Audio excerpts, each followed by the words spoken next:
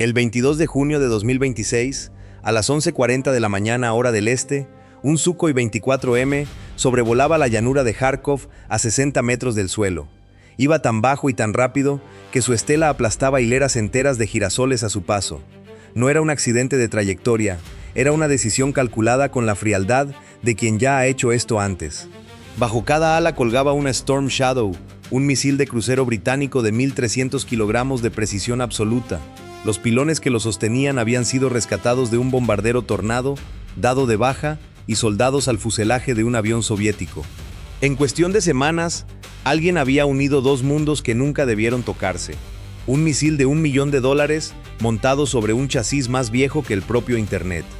La ingeniería de la desesperación tiene su propia lógica, y en esta guerra, esa lógica funciona. El objetivo estaba a 180 kilómetros de distancia, dentro del territorio ruso, en Voronezh. No era un cuartel, ni un depósito de combustible, ni nada que pudiera reconstruirse en una semana. Era la planta semiconductora BZPPS, la fábrica que producía los chips para los misiles KH-101. Los mismos misiles que cada noche caían sobre edificios de apartamentos ucranianos con una puntualidad aterradora. Nadie en ese avión necesitaba que le explicaran por qué valía la pena arriesgarse. La cadena era directa y brutal. Esa fábrica hacía los cerebros de las armas que mataban civiles a cientos de kilómetros. Destruir la fábrica no era un acto de guerra convencional, era cortar el hilo antes de que se tejera la siguiente mortaja. Esta vez, los misiles volarían en la dirección contraria. El tripulante había completado 12 misiones con ese mismo perfil antes de esta mañana. 12 veces el mismo corredor, la misma altitud rasante, la misma secuencia de maniobras antes del punto de lanzamiento. Cada vez que sobrevivía, la rutina se consolidaba como un protocolo de seguridad no escrito. Lo que ninguno de los dos hombres a bordo sabía era que esa rutina ya no era un escudo, sino una firma. A 200 kilómetros de allí, cerca de Belgorod, en la penumbra de una cabina de mando del sistema S-400, un operador miraba su pantalla con la calma de quien reconoce algo familiar. Había visto ese patrón antes, ese eco de vuelo rasante, ese corredor exacto, esa hora. 3 lecturas de radar distintas le confirmaban que se estaba formando un paquete de ataque. El operador no necesitaba buscar el avión, solo necesitaba esperar a que apareciera donde siempre aparecía. La arquitectura de la trampa era simple en su concepto y letal en su ejecución. Un S-400 de largo alcance barría el horizonte desde el este, como el portero de una discoteca vigilándote desde la puerta antes de que siquiera te acerques. Más cerca, un Buk M3 cerraba la capa intermedia, cubriendo las altitudes medias con una densidad que no dejaba margen.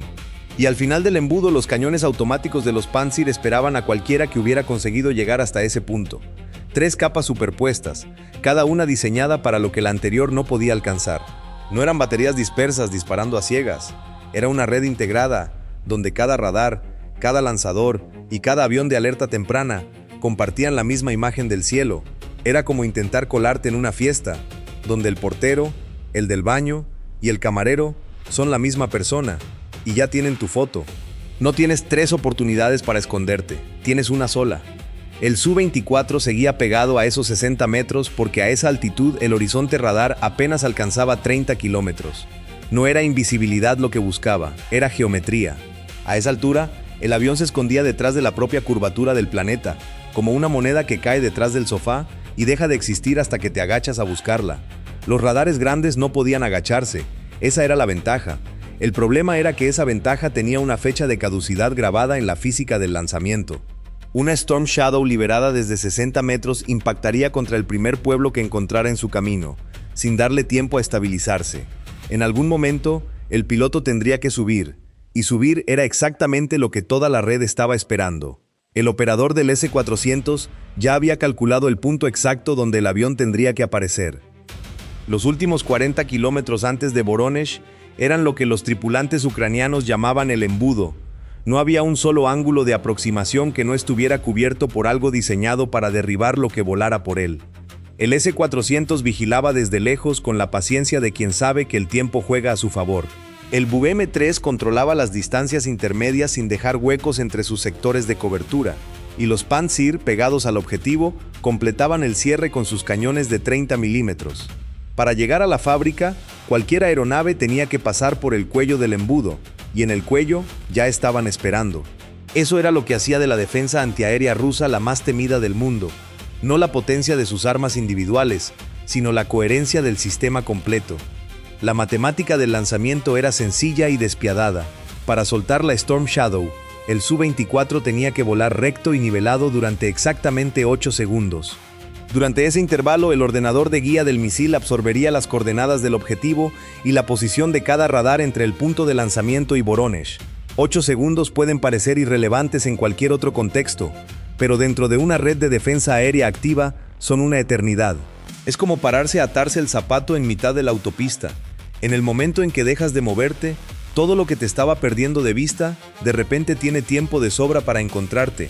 A 600 nudos, esos 8 segundos se sienten como estar de pie, bajo un foco encendido, en mitad de la oscuridad. Y en algún lugar de esa oscuridad, un dedo ya estaba buscando el botón. A las 11:48 de la mañana, el Su-24 entró en el embudo, los últimos 40 kilómetros antes del objetivo.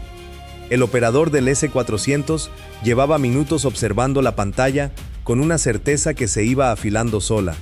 Sabía el corredor, sabía la hora, sabía el tipo de eco que producía un avión volando a ras del suelo con ese perfil de carga. 90 segundos separaban al bombardero del momento en que tendría que salir de su escondite y subir.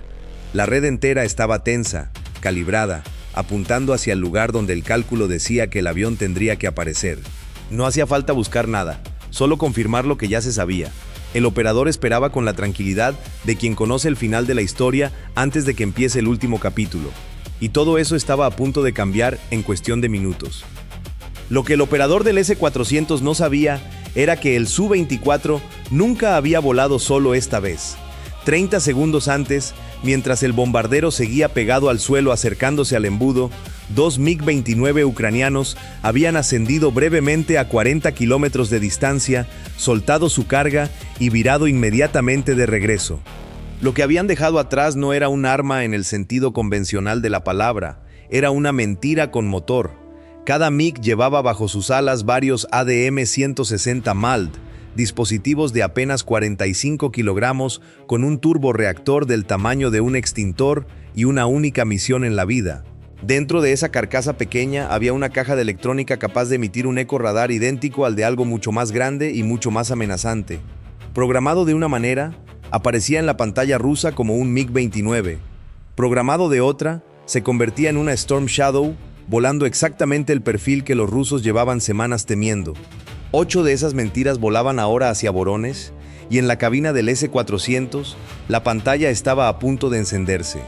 En la pantalla del operador del S-400, 8 contactos aparecieron de golpe, como si alguien hubiera volcado un tablero de ajedrez sobre el radar. No eran ecos débiles ni señales ambiguas que requirieran interpretación. Eran blancos grandes, lentos, perfectamente definidos, descendiendo en formación sobre la zona industrial más defendida de toda la región. El operador vio su pantalla encenderse y tomó la única decisión que su entrenamiento le permitía tomar. Abrió fuego. El S-400 lanzó sus interceptores contra los contactos más lejanos con la precisión mecánica de un sistema que ha practicado este momento miles de veces. El Buk M3 hizo lo mismo en la capa intermedia, cerrando los ángulos que el S-400 no cubría. Los Panzir más cercanos al objetivo escupieron sus cañones contra cualquier cosa que se aproximara desde el norte. Uno por uno, los 8 MALD cayeron del cielo, y cada intercepción fue un éxito técnico impecable, absolutamente perfecto, completamente inútil. Esa es la parte elegante del engaño. Los señuelos cumplieron su función, exactamente muriendo. Cada misil ruso de $1 millón que destruía un dron de 45 kilogramos era una victoria táctica que se convertía en derrota estratégica en el mismo instante. El operador del S-400 era bueno en su trabajo, había entrenado para esto, y acertó casi todo lo que apuntó.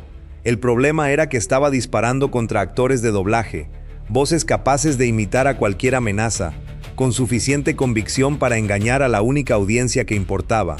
Una máquina con apenas segundos para decidir si creer lo que ve, no tiene tiempo para el escepticismo.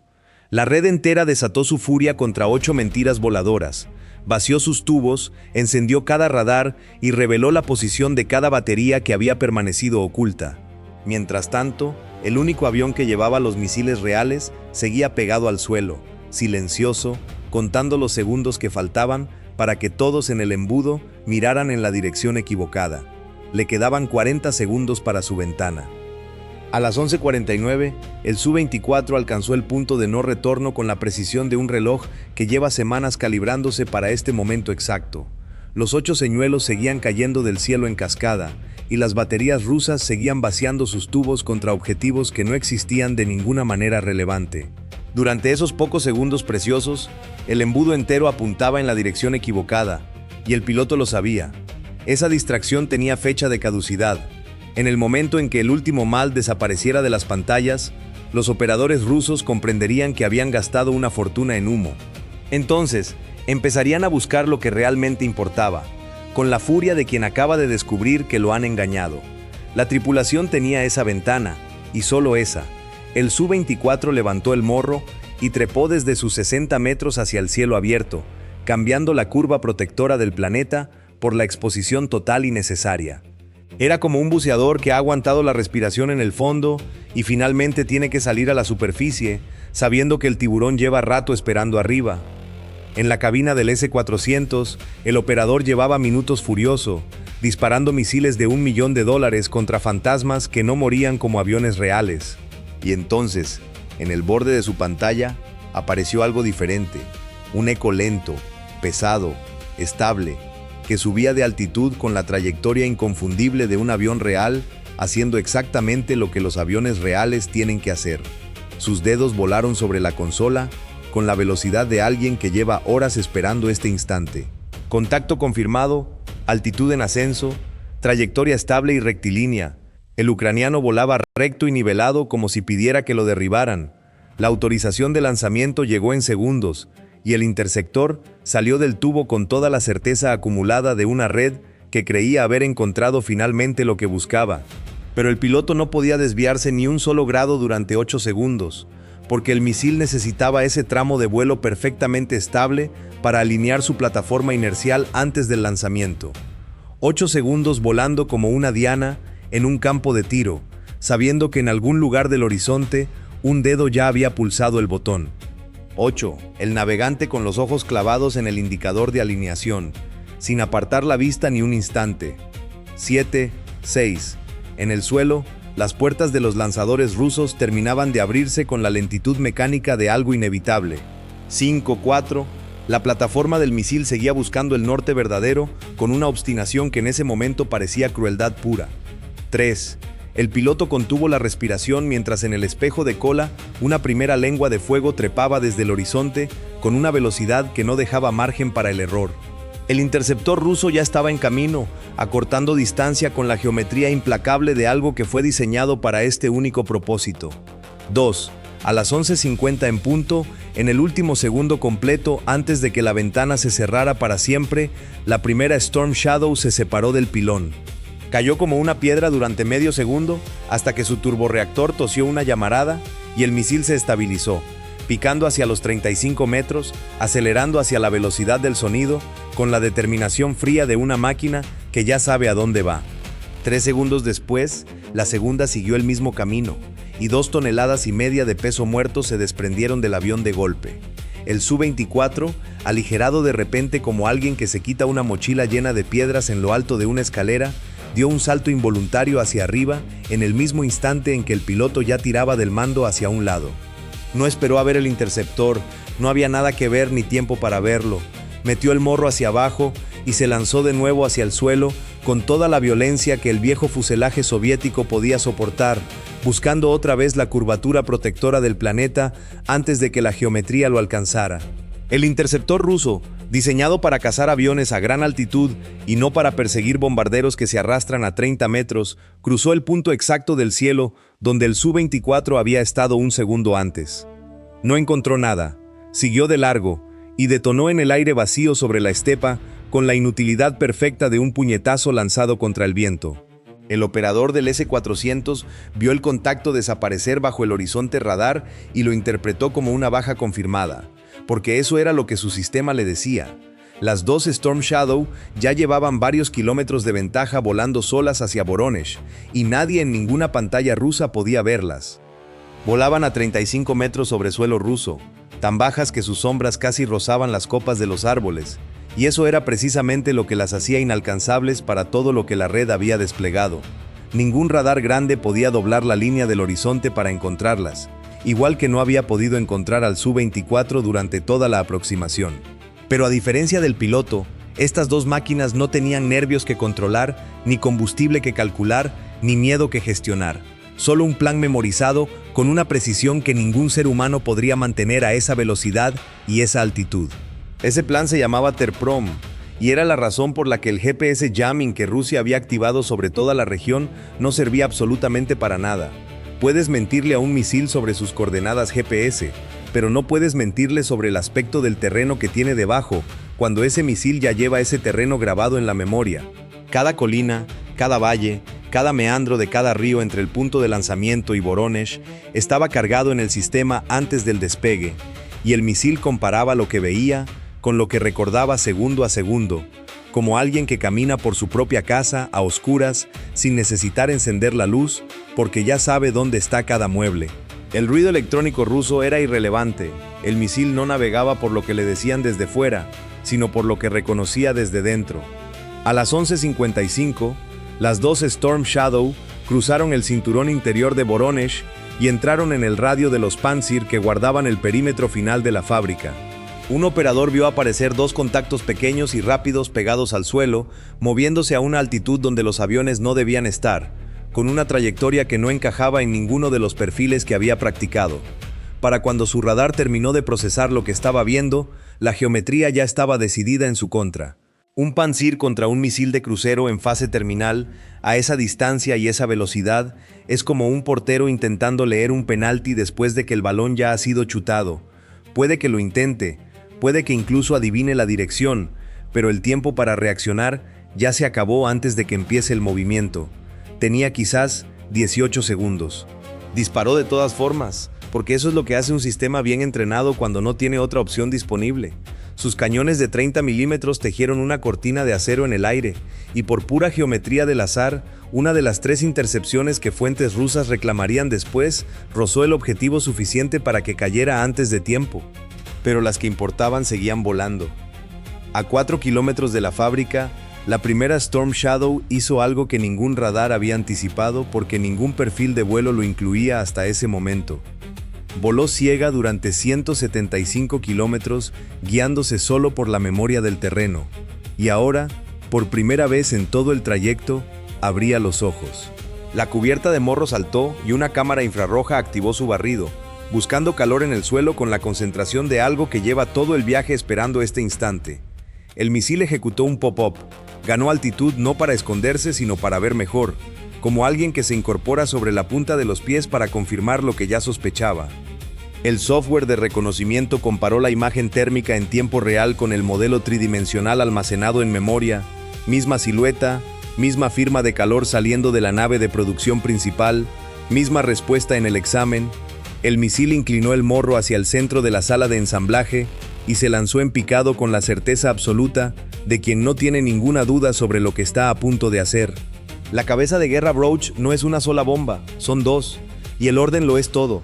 Primero una carga perforante que abrió un túnel limpio a través del techo de acero y hormigón, y una décima de segundo después, el cargo principal entró por ese túnel y detonó en el interior del edificio, en el corazón exacto de la planta donde se fabricaban los ensamblajes de transistores para el Kh-101, el ordenador de vuelo del Iskander-K y la óptica de los mismos Pantsir que en ese momento seguían disparando afuera contra el vacío.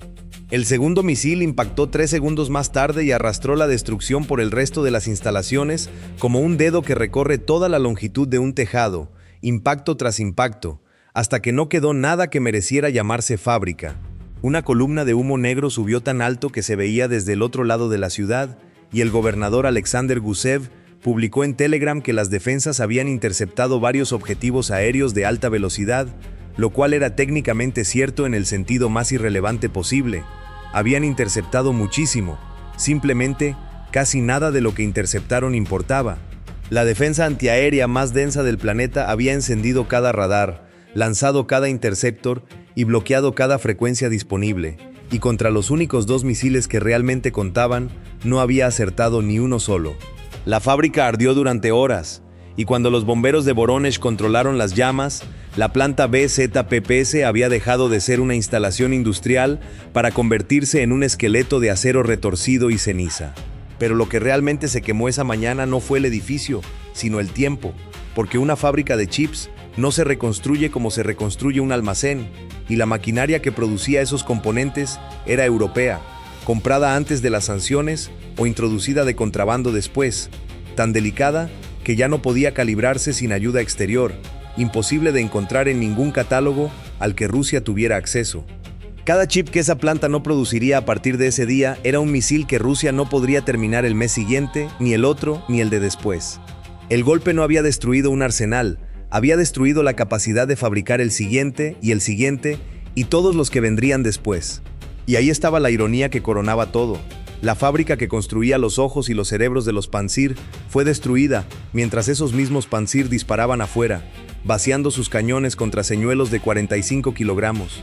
El sistema diseñado para proteger Vorónezh estaba demasiado ocupado cazando fantasmas para defender la fábrica que lo mantenía vivo. A veces, la manera más cara de perder una guerra es ganar a la perfección todas las batallas equivocadas. En algún punto de la llanura de Kharkov, de regreso a casa, un viejo bombardero soviético que nunca debió cargar un misil británico volaba bajo y en silencio aplastando girasoles a su paso. Su tripulación no había disparado un solo tiro en toda la misión.